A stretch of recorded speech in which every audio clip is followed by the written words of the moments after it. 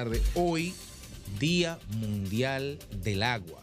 El agua, un recurso principal y primordial por definición y cada vez más escaso por los niveles de contaminación que se tienen, por los niveles de disponibilidad y sobre todo por los niveles de malgaste y de desperdicio que se hace de ese preciado y vital recurso. Y a tales fines tenemos como primer invitado el día de hoy a Claudio Camaño Vélez, quien es director nacional del Programa de Tecnificación Nacional de Riego de la República Dominicana. Una importante posición que con el paso de los días y de la ausencia de las lluvias se acrecienta en su importancia. Claudio, buenas tardes y bienvenido. Hola, ¿qué tal? ¿Qué tal? Un saludo a todos los compañeros y compañeras en cabina y al pueblo dominicano que nos escucha. Bueno, Claudio, hay un tema con la situación del agua. Sabemos que estás haciendo un trabajo increíble, hay muchos datos del agua, que tú has estado haciendo la data, el levantamiento. ¿Cuál es la realidad en el área que tú diriges sobre el agua en la República Dominicana? Bueno, hola Greimer y Federico. Bueno, ustedes son personas que conocen muy bien, pero son personas preocupadas por el tema agua, por el tema de ecología. Y gracias de verdad por invitarnos a este importante espacio para tratar un tema que ahora tiene una particular relevancia por la situación de sequía que vivimos, pero que esta situación que estamos viviendo en este momento es parte de una nueva normalidad en la que el mundo y nuestro país tiene que aprender a vivir y a subsistir.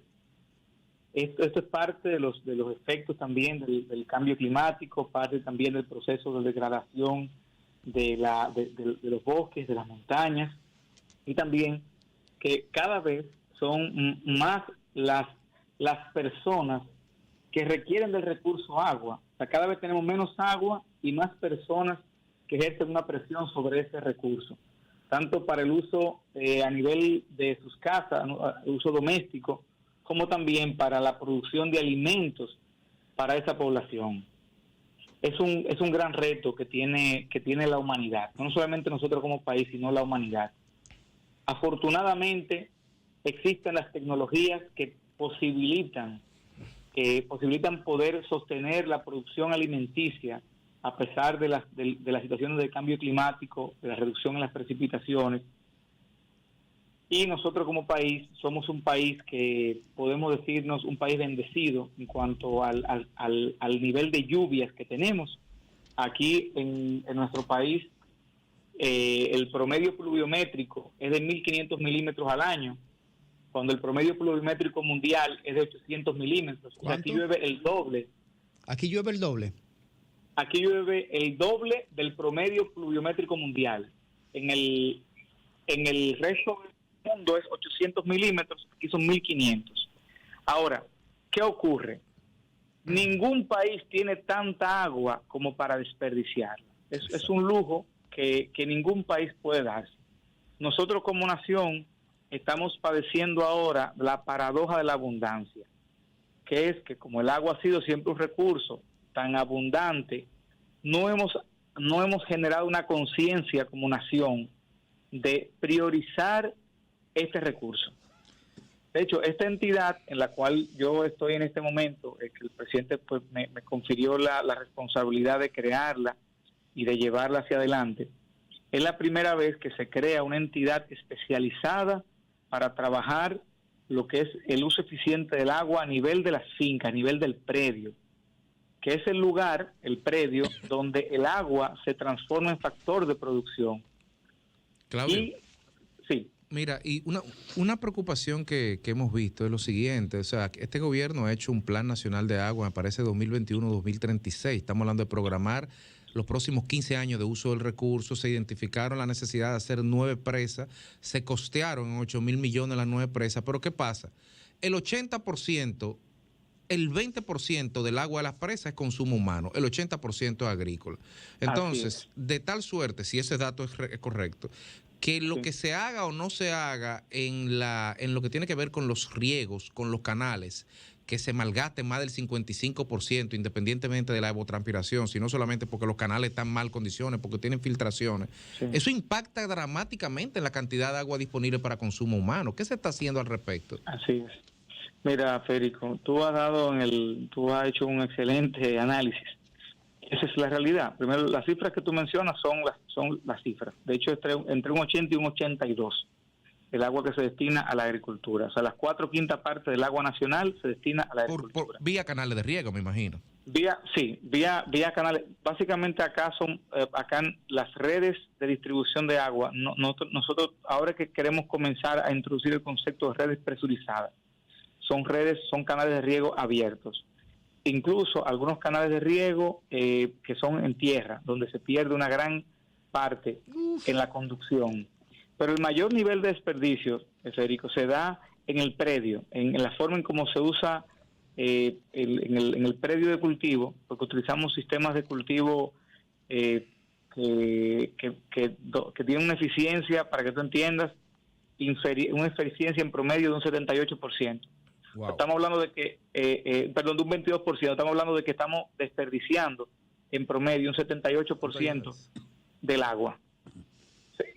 Incluso nosotros estuvimos reunidos con don Gilberto Reynoso, director ejecutivo del Gabinete del Agua, haciendo unos estudios, haciendo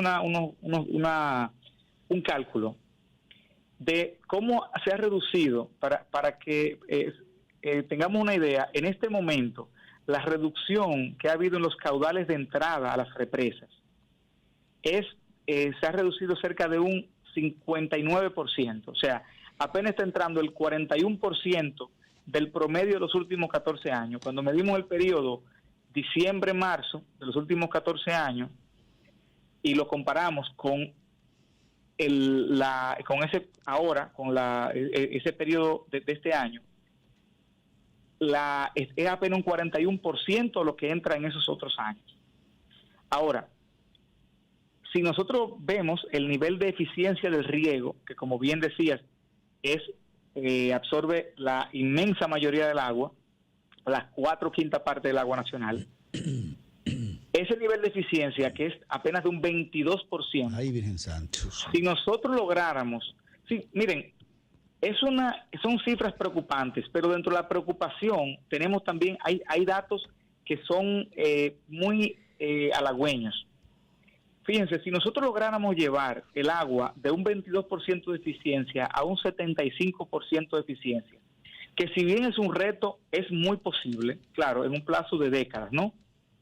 Si nosotros lográramos eso, incluso con una reducción de los caudales como la que tenemos ahora, pudiésemos mantener nuestros niveles de producción, porque aún esa reducción en un 41% del agua que le entra a las presas se compensaría con el incremento en la eficiencia. Una cosa, sí. Claudio. Sí. Nosotros vemos muchos préstamos internacionales para no sé cuánta cosa, inclusive que tú dices, y para eso hay que buscar un préstamo.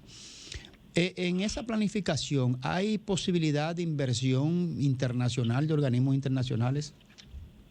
Sí, de hecho, Federico mencionaba el Pacto por el Agua, que de hecho el Pacto por el Agua ya se va a firmar en los próximos días, y lógicamente va a comenzar a correr.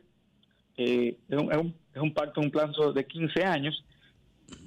Aún no se ha suscrito, se ha estado socializando. Se va a firmar el pasado lunes, pero con el tema de la cumbre de los países iberoamericanos, se quiso no firmarlo en ese contexto para que no se perdiera ese acontecimiento muy importante, la firma del Pacto del Agua. Ese Pacto del Agua plantea una inversión, como decía Federico, de sobre los 8,000 millones de dólares para el sector agua. Ahí está incluido represas, acueductos, plantas de tratamiento, drenajes pluviales, sanitarios, y también la parte del riego predial. De todo el ramal, sí, de riego, de los canales de riego del país, ¿cuál está mejor organizado en materia del uso del agua? en el país?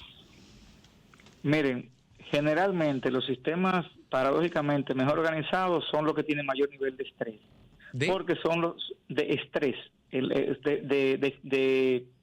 Por ejemplo, una de las juntas, una junta de regantes muy organizada, por ejemplo, la Junta de Valverde Mao. Una junta muy organizada. Pero ¿Tú dices que mientras menos tienen, más organizados están? Sí, bueno, hay algunas juntas que si no tienen nada de agua, entonces también un problema porque no tienen un recurso que administrar. Pero en el caso, por ejemplo, de Valverde, que es una provincia de alta productividad y donde el agua es un factor limitante para la producción, entonces tienen que tener instrumentos bien organizados para poder posibilitar que ese recurso limitado pueda distribuirse de la manera más equitativa y justa posible. Claudio, un abrazo, sí. Diulca. En este momento... Hey, Diulca, un abrazo. De las regiones del país, ¿cuál es la más vulnerable ante la sequía y ante la poca agua con la que contamos? Miren, las dos regiones más golpeadas son las que generalmente siempre terminan pagando los platos rotos en la sequía, que es el noroeste, la línea noroeste y el suroeste.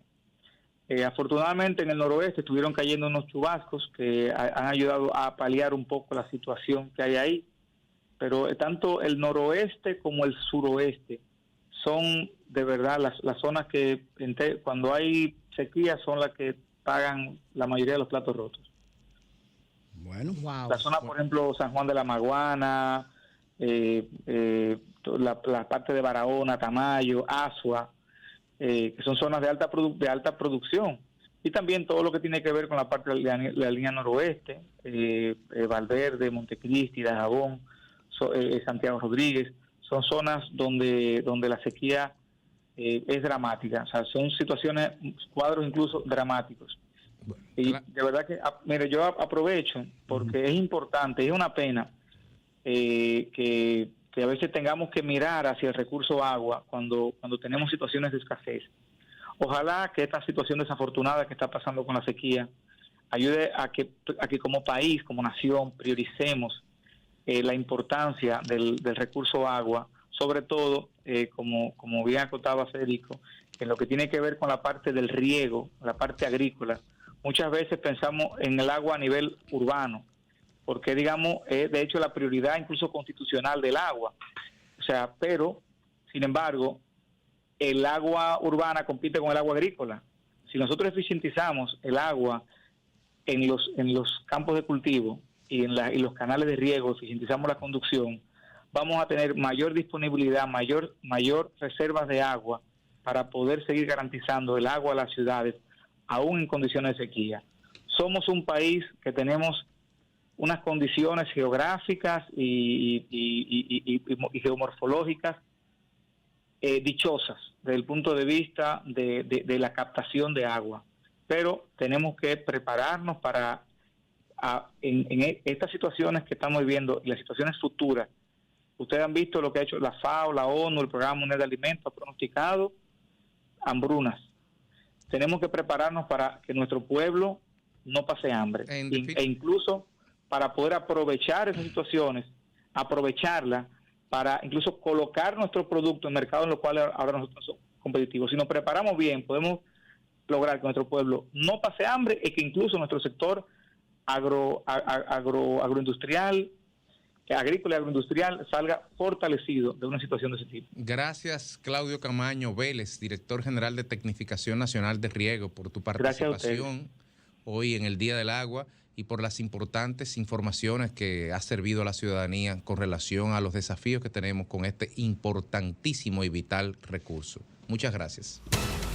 Sol 106.5, con la mayor variedad de contenido, información, entretenimiento e interacción en una sola estación. Cobertura total, disponible para ti en la radio y en las plataformas digitales.